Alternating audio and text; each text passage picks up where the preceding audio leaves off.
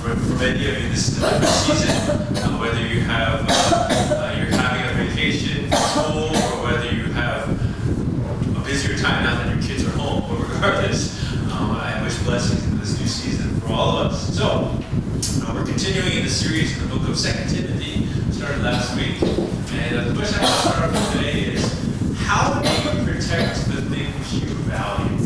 So if you have something that is precious to you, how do you protect it? How do you guard it? Put it in a vault. Okay, you have a vault at home. Okay. Well, what else do people do when you want to protect something? You have a gun. We have some violent people here. Okay. So you can protect it with arms. Anything else? Put them in safe. A safe. Okay, so I believe everyone in this room uses the banking services. So basically, when you're leaving money in a bank, you're allowing them to use your money so that they can protect it. Right? So it's like there's two things going on there. Because I remember like a long time ago, I started asking young people, "Do you understand how banks work?" And they didn't understand. And they didn't understand that they actually invest the money that you entrusted to them. So they just kind of thought that they just kind of kept it like, and it just like magically kept growing. Regardless, so banks, we put money in banks. Some of us don't trust banks, so we put money under our beds, right? That's kind of an old thing, like keep it under your mattress. I thought someone would be one of those people that actually uses banks, which surprised me. So anything else? Anything else you do to protect something? Dig out hole. Dig out the ground. So dig a hole in the ground. Some people bury their treasures. These days people put like CCTV, your cameras everywhere. And so there are different means and ways to protect things. But I want you to keep this in the back of your mind as we go into the text for today. So 2 Timothy 1, verses 8 to 18. Open your Bibles, we will leave on the screen. 2 Timothy 1, starting from verse 8. So do not be ashamed of the testimony about our Lord, or for me his prisoner. Rather, join with me in suffering for the gospel by the power of God. He has called us to a holy life, not because of anything we have done, but because of his own purpose and grace. This grace was given us in Christ Jesus before the beginning of time, but it has now been revealed through the appearing of our Savior, Christ Jesus, who has destroyed death and has brought life and immortality to light through the gospel. And of this gospel I was appointed a herald and an apostle and a teacher. That is why I am suffering as I am. Yet this is no cause for shame, because I know whom I have believed, and am convinced that he is able to guard what I have entrusted in him until that day. What you have heard from me, keep as a pattern of sound teaching, with faith and love in Christ Jesus. Guard the good deposit that was entrusted to you. Guard it with the help of the Holy Spirit who lives in us. Do you know that everyone in the province of Asia has deserted me, even Phyletus and Hermogenes? May the Lord show mercy to the household of Onesiphorus, because he often refreshed me and was not ashamed of my chains. On the contrary, when he was in Rome, he searched hard for me until he found me. May the Lord grant that he will find mercy from the Lord on that day. You know very well in how many ways he helped me in Ephesus. So again, our theme for this year, 2019, is one of holiness, understanding that we worship a holy God, a God who is set apart, and likewise we are called to be holy, to be set apart like him. And so we started this series on the book of 2 Timothy, and just to kind of catch you up.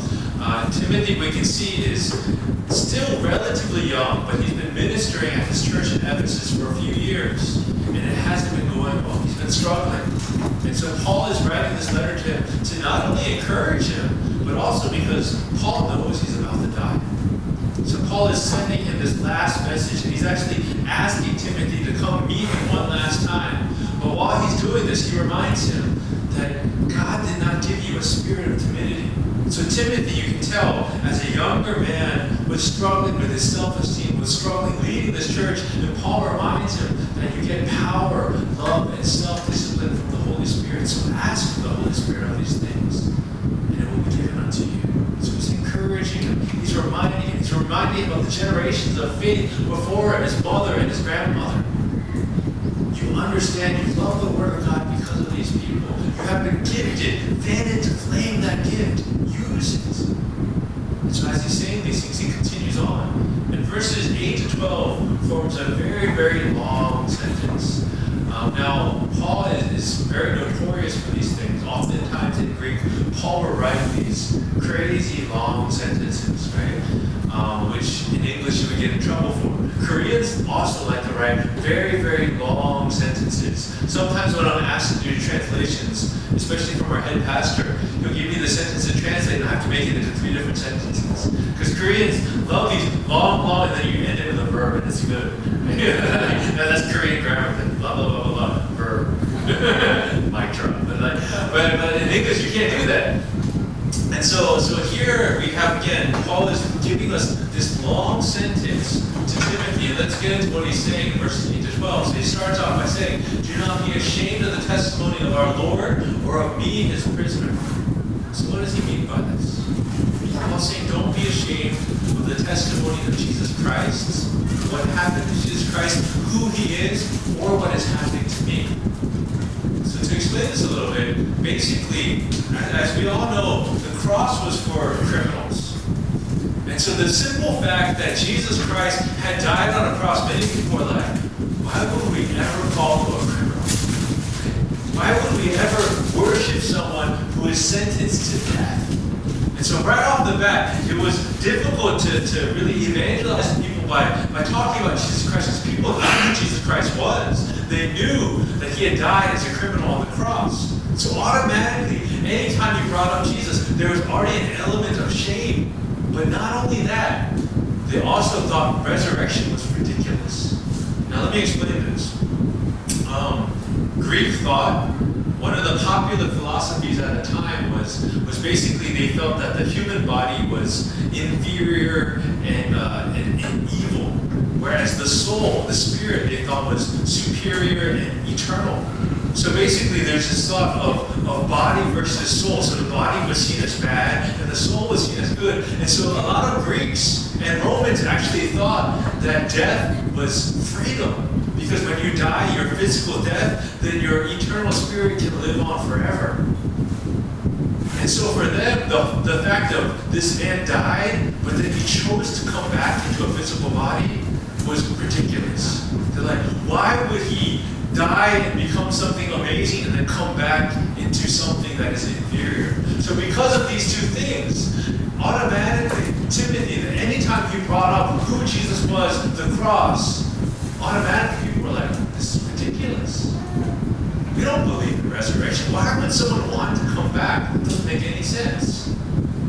Why would we want to worship someone who was killed, who was executed as a criminal? And so automatically, there was shame involved in just even explaining the story and the testimony of Jesus Christ. And not only that, Paul, as we see in verse 15 in this same chapter, people were deserting Paul.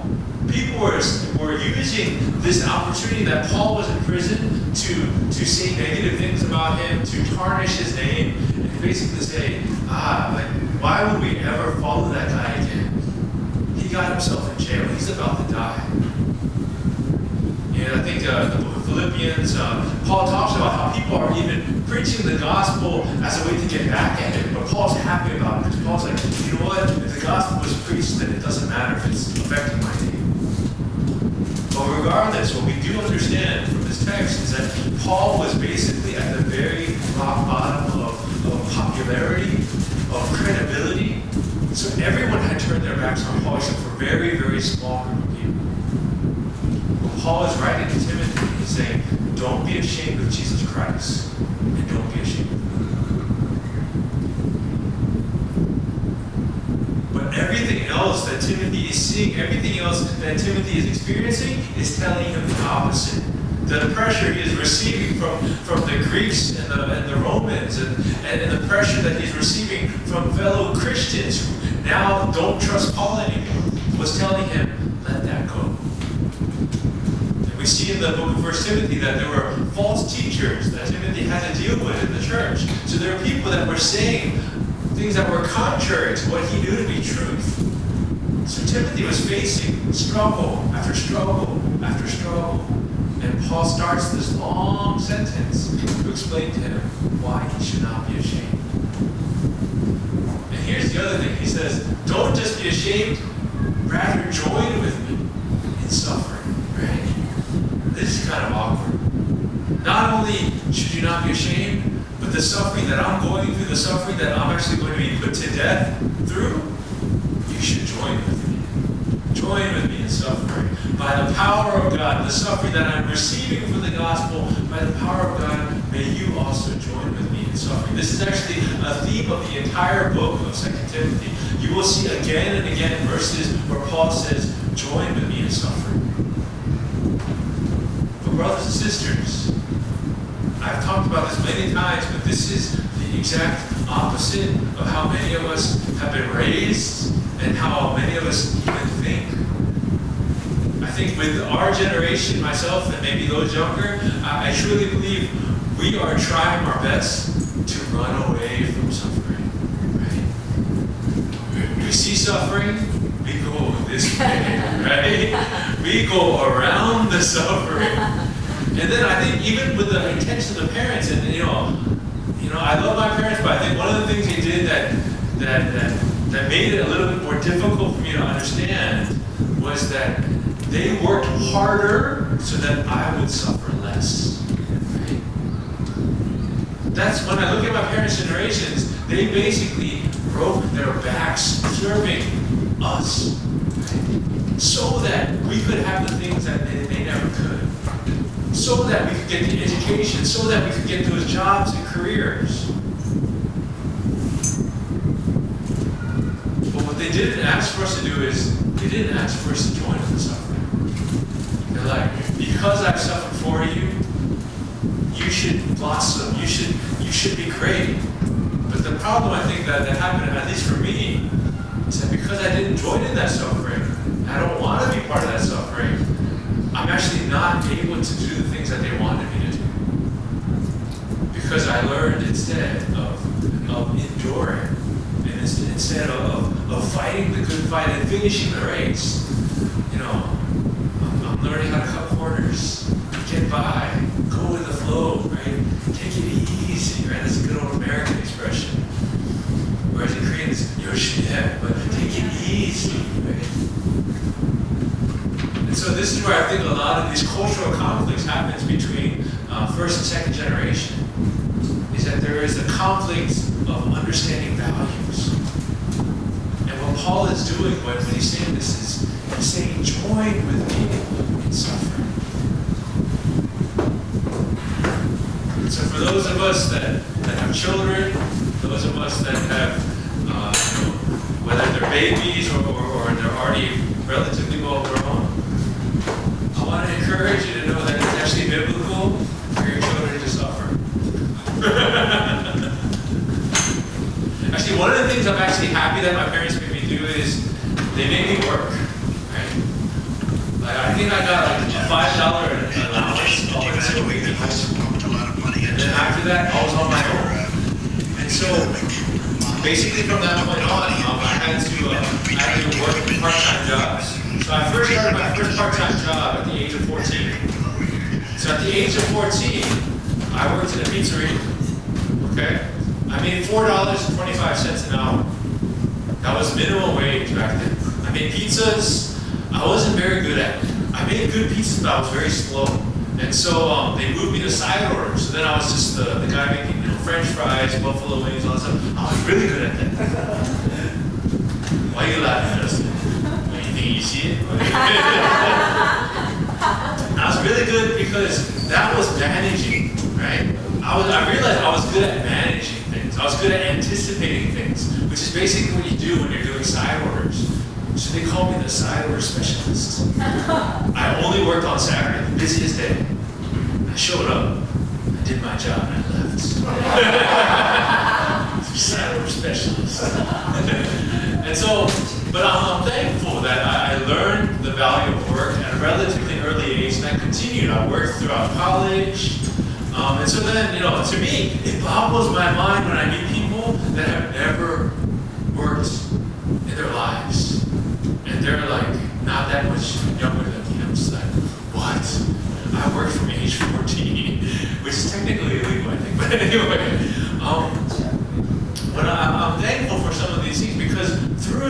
suffering, you grow. Through suffering, you learn, you experience, and you learn more about yourself. You learn more about what you're capable of doing. And so my encouragement for the parents in this room is that, you know what, it's okay for your kids to suffer a little bit. You don't have to protect them from everything. I'm not saying to, intentionally make them suffer, but I am saying you don't have to shoulder that burden all the time. Understand that even Paul himself wanted Timothy to suffer with him. This is a man writing from his death sentence in the jail, and he's enjoying it. With that in mind, Paul then explains why he's suffering. It's because of the gospel. It's because of the good news. And he starts explaining what this good news is. He says this good news is that we are saved not because of anything that we've done, not because of our works, not because of the things that we can do with our own hands, but because of God's purpose and because of God's grace, His gift to us. And this is something that came from even the beginning of time. This isn't something that God just decided on a whim. God knew from the very beginning those that He desired to save, those that He desired to choose. And this has been revealed through Jesus Christ. And Jesus Christ Himself, by being raised from the dead on the cross, has destroyed death and now brought everlasting life. Hallelujah, this is the good news. This is the gospel.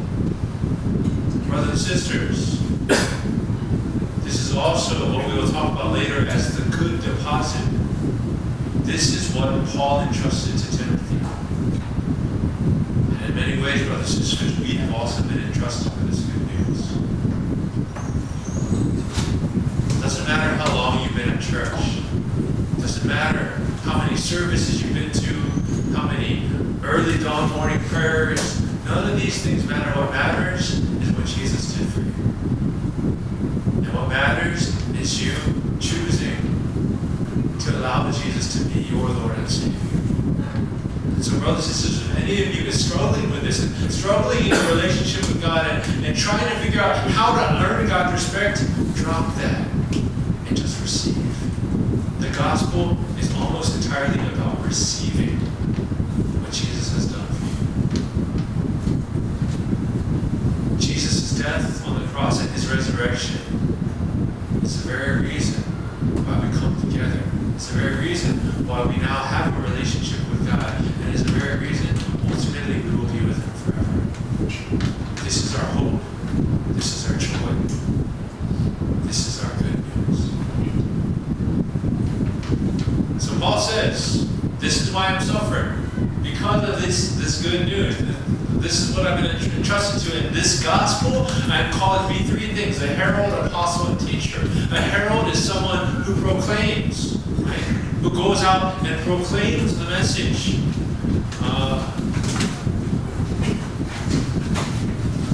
And then an apostle is someone who is sent out, right? Someone who is sent out to deliver this message. And the teacher is the one who instructs and make sure you are given sound teaching and that you truly understand the message that is being given to you. So Paul is given these three things to do for the gospel: to be a herald, an apostle, and a teacher. But what he's saying is that being one who is called to give the good news, being one to proclaim the gospel, means that I must suffer. The simple fact that I am called to do these things means that I will suffer. The reason why, brothers and sisters, is because this good news goes against everything that the world loves, everything that the world values. And so being one who is called to proclaim these things automatically puts us in a negative position with the world. Everything we are saying is not what they want to hear. It's not what they agree with.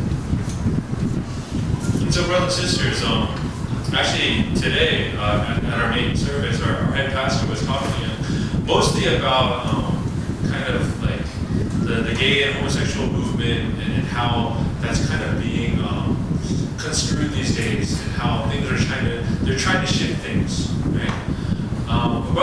what I want to make very clear is that, first off, there is nothing to change in the Bible. And I think this is one of the issues that many churches are dealing with, where they look at the Bible and they see what it's teaching, and they see the world moving in a different direction, and they think, we need to follow the world, we need to adapt, we need to change. Brothers and sisters, that's not what we're called to do. And so when we look and we see that society is moving in a way that is embracing homosexuality, there are those in the church that feel we need to do the same thing. Brothers and sisters, the Bible speaks to what is truth, and the Bible speaks against it. It doesn't say you need to hate and to punish and persecute homosexuals. It doesn't say that, but it does say that is sin. Now, brothers and sisters, there are many different sins. And there are many sins that we are called to speak out against. But I will say, when we see the world moving in a direction where it is embracing sin, that is a position where we have to stand firm and say, we know what is truth. And brothers and sisters, by doing that, that invites suffering. That invites judgment. That invites people to look down upon you. That is the type of suffering that I think is going on today. Now, in terms of what Paul was saying, people were looking down at him because he was viewed as a criminal. He was viewed as someone that was about to be executed. And Jesus was in the same way seen as a criminal and someone who did the unthinkable, which is resurrection. Brothers and sisters, in the same way, Christianity, belief, faith, is in an age of being looked down upon. Most people will be like, oh, you go to church? Oh, that's nice. Like, oh, I got other things I do on Sundays. And so there's kind of this condescending tone you'll often hear from people when they hear that you go to church. Brothers and sisters, we are meant to stand firm. We're not meant to be like, let's go golfing. like we're living in an age where people are doing other things, and there's a pressure. I know in the business world, golfing, there's a pressure to basically use that for networking. That's done on Sundays, right?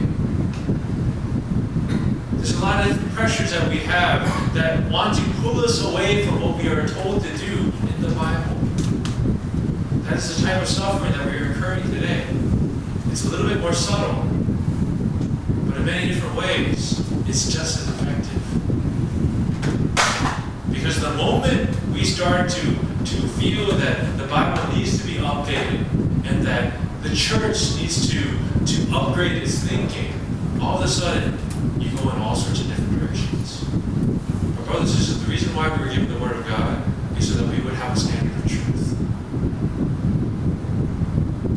And so if that means that we will suffer because we believe, if that means we will suffer because we are called to be proclaimers of the good news, then so be it. And Paul continues, verse 12, it says, there is no shame to trust in one who is trustworthy. Even though he's going through all these difficulties, all these trials, all these sufferings, it's okay because he still trusts in Jesus. Jesus will prevail. He alone is worthy. And so he continues and he says to Timothy, all these things I have been teaching you, these things that you have heard from me, follow them. Follow my teachings, follow my example. You will see this again and again in the book of 2 Timothy. Paul will keep referring to himself and saying, follow me, do as I did. So he says, guard the good deposit with the help of the Holy Spirit. This good news, these teachings, this gospel, what I have entrusted unto you. This is something that he said at the end of 1 Timothy chapter 6. Guard what I have entrusted to you. Hold on to the truth. Do not sway. Protect it. Do not allow it to be corrupted or changed. But you can do this not through your mind, not through your strength, not through your reasoning, but through the Holy Spirit. So ask for help from the Holy Spirit so that you can guard the good deposit, so that you can hold to the standard of truth. So basically what Paul is asking is, stay loyal. You have many reasons to be ashamed of me. You have many reasons to be ashamed of Jesus, but stay loyal to me and to the gospel. And do this through the Holy Spirit. This is a call toward loyalty. Right? You know who I am. You see what I've done. And it'll actually continue in chapter 2. We'll get to that next week, where he says in chapter 2, what I have taught you, give to people, entrust to people who are able to teach others. Right? So this isn't something that he's supposed to keep for himself, but he's supposed to keep passing it on to other future leaders. But in this passage, Paul is really demanding Timothy to be loyal. Don't give up. I know it's been hard for you. I know you can look down upon. I know you're struggling, but don't give up. And then he says, here are some people that did give up. These two, Phygelus and Hermogenes. These two abandoned me. They abandoned the gospel. But there was one, Onesiphorus. He was loyal. He is the one who sought me out here in my dungeon. And he has helped me again and again, even at possibly his own death. And so Paul gives examples. He says, be like Onesiphorus, not like those other guys. That he was loyal to me, those two were not. So brothers and sisters, what I really want to say today, looking at this passage, is that we only guard the things that we value. We only guard the things we value. If you don't value the gospel, if you don't value this good news, if you don't value the Bible, the Word of God, then you're not going to guard it. You're not going to protect it. When you hear people saying things that are undercutting what you know to be truth, but if you don't value it, you're not going to say anything. That's right, Adam. You guard, you protect. So, brothers and sisters, what I want you to really learn to embrace today is this good news is the most precious thing that you have. This good deposit, these teachings, this simple truth that we are now brought into relationship with God through Jesus Christ. This is something that we must guard. You know, Jesus Christ said, I am the way. But nowadays, we are hearing more and more people are saying, oh, Jesus is just one of many ways. Right? There was a movement a long time ago called universalism, where basically a lot of people are like, oh, we're all worshiping the same God. You know, Muslims, Jews, Christians, we're all worshiping the same God. What's the big deal? Brothers and sisters, if you know the Bible, that's not what it says. Jesus is the only way. So brothers and sisters, I encourage you guys, especially for those of you that are in university, those of you that are young working adults, you're going to be challenged many times in your faith. Many times in what is truth. So I encourage you to stand firm, to guard and protect what is precious to you. And so Paul asks, will you be loyal to Timothy? And so the question I now ask to us is, will we be loyal to the good news and to those that have gone before us? Right? We don't have personal relationships with Paul, but there are many that we know, many heroes of the faith that we have seen before us, who have been faithful, who have been steadfast, and who have been strong vanguards of truth. And so in that same way, will we be loyal to the good news and to those that have stood before us? Will we follow suit? Brothers and sisters, this is not something that we do through our own power. This is not something that we do through our own brilliant thinking. No, this is something that only comes through the power of God and through His Holy Spirit that dwells inside of us. So what I really want to ask you guys today to do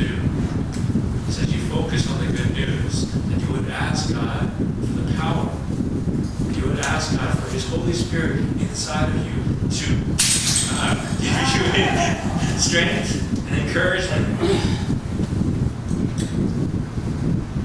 to stand fast.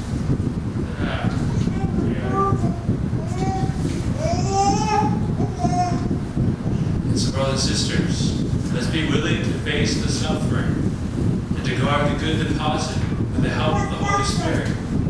And let us not be ashamed.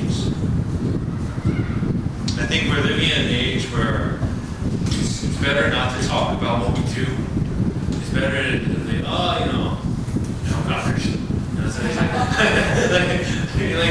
It's better to be secretive about these things. What I encourage you guys to do is to be bold, to be willing to share who you are. Don't be ashamed. I know I was in a bit of a unique situation. I worked in Texas, okay? Texas is part of the Bible Belt, and so I happened to work with a lot of Christians. I didn't actually realize they were all Christians until I started to talk about it. And so, actually, the group that I worked closest with, my main group, one guy was he was a deacon at a Presbyterian church. There was a Chinese guy. He wasn't Christian, but he went to Chinese church because he knew friends. And then there was one of the sisters that I worked with. She was the daughter of the Archbishop of Malaysia. Right? So it was I had these crazy Christians in my group. Not everybody was Christian, but it would be weird because I go to work and we'd just be eating lunch and then we start debating about theology. It's really weird. But one of the things that I ended up doing was I made an a cappella group in my church. Okay? Yes, I made an a cappella group. Stop laughing, Justin. And so an a cappella is not popular in Texas. In the East Coast, a cappella is the rage. Everyone's oh, a cappella, that's sick. And so you have a free a cappella concert and everyone goes. Texas is what is that? What is that a cappella? Why you got no instruments? And so I mean that so it was a very unusual thing. But one of the main reasons why I did it was because I felt that at church we needed a way to be more direct about proclaiming the gospel.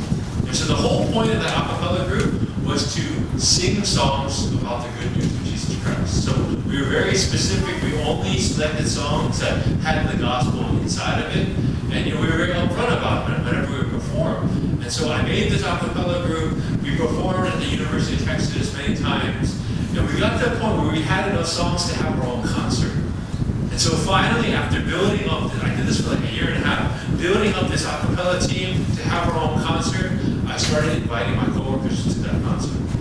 And so that, for me, was actually when I found out for the first time that many of my other coworkers were actually Christians. Because I didn't know. You would just work, you would do things, and that would never come up in the conversation. But I found as I was giving out flyers and inviting people to come, there were people that I had no idea that were Christian. Some of them were people that I disliked. I said, I hate that guy. And then he said, oh, you're a Christian? I'm on the worship team at church. I'm like, And so it was a very interesting situation for me. But I'm very thankful that I had that opportunity. And the thing is, because it was me doing a cappella and me doing these goofy things, people came. My colleagues came. And they enjoyed it. And I was very open about my faith, even from before then. So I encourage you guys.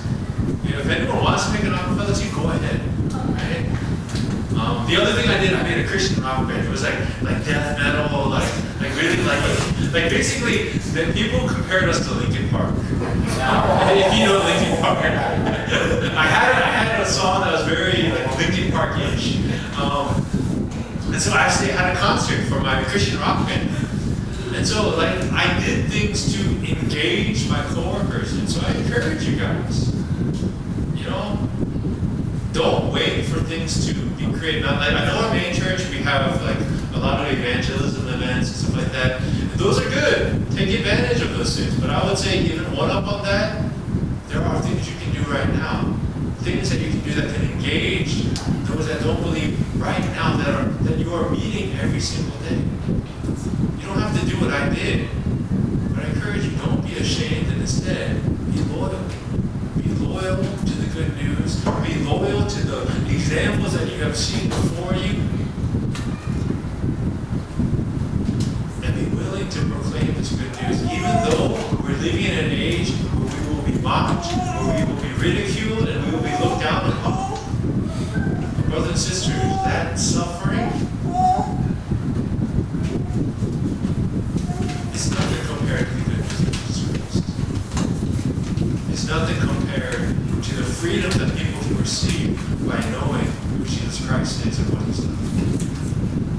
So brothers and sisters, with that, let's really seek to be loyal and to be those that are willing to guard the good deposit. Let's take some time to pray. I'm going to close for today.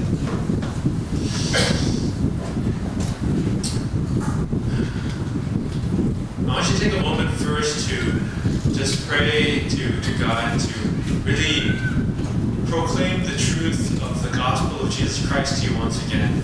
Even though you've heard it so many times, I just want you to ask God, reveal to me this good news of Jesus Christ. That you sent your only Son to die in my place, to take away my sins, so that I will be forgiven, that I will be restored in relationship with you once more. Help me to understand what that really means. Help me to understand how I'm meant to live my life in light of this gospel of grace. Let's take some time to focus our eyes on the good news of Jesus Christ and how that's meant to encourage us to live our lives from this point on. Let's pray.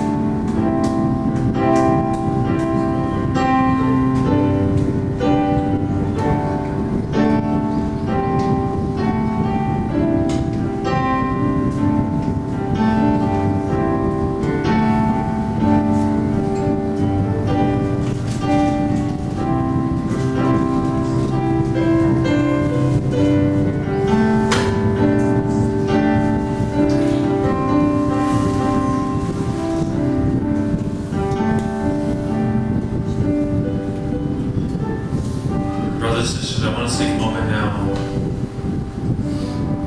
to really ask God about the different people in our lives, whether they're co-workers, classmates, colleagues, the people that God has placed around us, or if we're at home, whether it's our children, whether it's our spouses, whoever it is, I just want you to ask God, who are the people that you desire me to boldly speak your truth?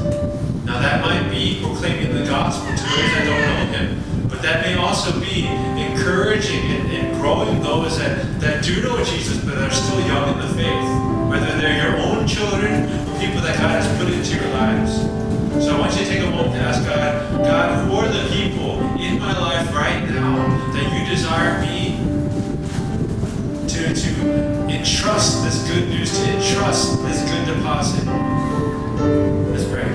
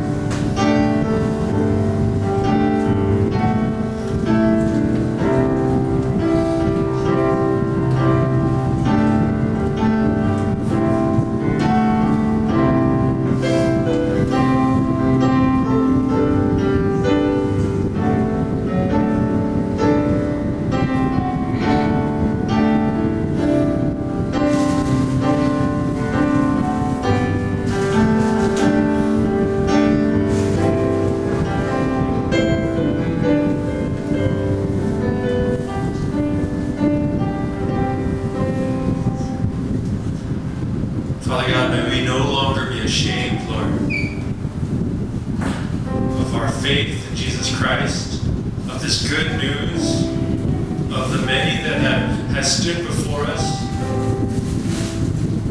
But may we instead, Lord, through your power, through your Holy Spirit, be willing to stand firm and to guard this truth, to guard this good deposit, Lord. And Lord, that instead that we would look at different ways that we could proclaim to those around us what we know as not only truth, but life. The life that only comes in trusting in Jesus Christ and knowing that He has died for our sins. May we be those that value this good news, that guard it and protect it because of how precious it is to us. But at the same time, are willing and able to share it to those around us. Encourage us in this way, Jesus. We thank you, Lord. We praise you in the name of Jesus. Amen. Can we have a time of offering our focus of life?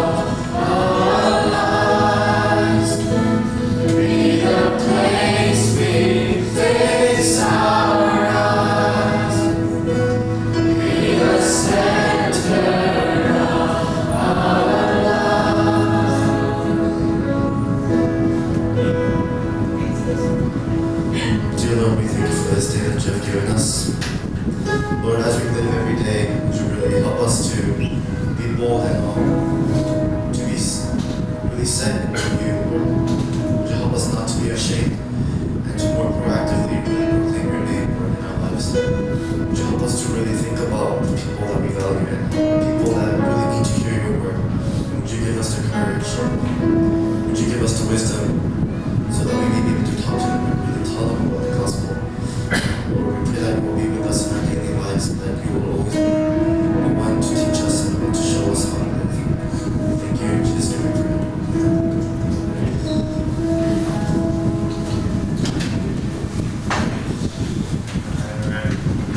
Okay, so a couple quick announcements. So we do have refreshments right after service, so do stick around and join us for some refreshments. A couple quick announcements. Next Sunday, Brother Ebenezer will be starting a Bible study after service. So I do encourage you guys from next Sunday to stick around and to